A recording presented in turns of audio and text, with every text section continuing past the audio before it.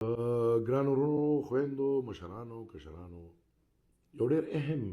پیغام دی نن زما او دا د ډېرو کلونو نه زما په سوچ کې دی خو تر دې دمه پورې کیدای شي ما دا همت نه کوم او نن زه دا همت کوم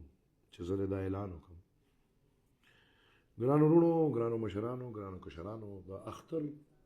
روژه غټ اختر دا زمونږ په دې وطن کې ټول عمر یو تضاد دی یو ګپ پاتې شوی دی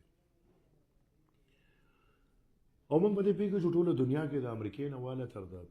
استرالیا پورې جاپانه پورې چې کم مسلمان ملکونه دي کو هغه ملیشیا ده کو هغه انډونیشیا ده کو هغه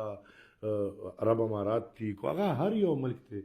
د سعودي په اعلان اختر دی د سعودي په اعلان روژه ده او د سعودي په اعلان غټ اختر دی زمونږ ملک پکې روته هلال کمیټي روغ کې ده د پیسو یو ذریعه قرضدار ملک کې روانه ده او موږ ټول په دې پوهېږو چې روته هلال کمیټي چې واحد د یو کار له برتي ده چې سپومې دې وګوري هغې چېرته زمونږ په عمر کې سپومې ټیکونه دي ده په دې موږ رسو لہذا زه به انشاءالله اعلانیه طور د روت هلال کمیټې د اعلان بغاوت کوم زه ستاسو نه هم دا تمه کوم چې دا غلط حرکت دی تاسو په خپله په دې هر ځل پوهېږئ په دویمه ورځ بیا د سپومۍ تصویرونه وکاږئ سپومۍ غټه ده سپومۍ غټه ده په موږ یې باندې یو روژه وخوړه لهذا زه به انشاءالله نن دا اعلان کوم ټولو ملګرو ته چې ملګرو موږ مذهبي تقاضې پوره کولو دپاره او خاص طور په روژو کې که تاسو خیال وکړئ نو اخري لس شپې د عبادت او لوی برکت شپې دي او هغې کې د تاک او د جوت خبره ده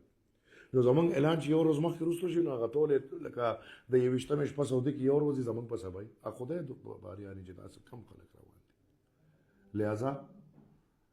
موږ د روت هلال کمیټې نه بایکاټ کوو او انشاءالله د دې نه پس زمونږ روژه او زمونږ اختر به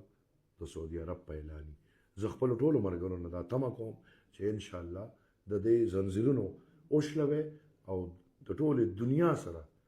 په شریکه خپله روژه او خپل اختر به مانځو ډېره مهرباني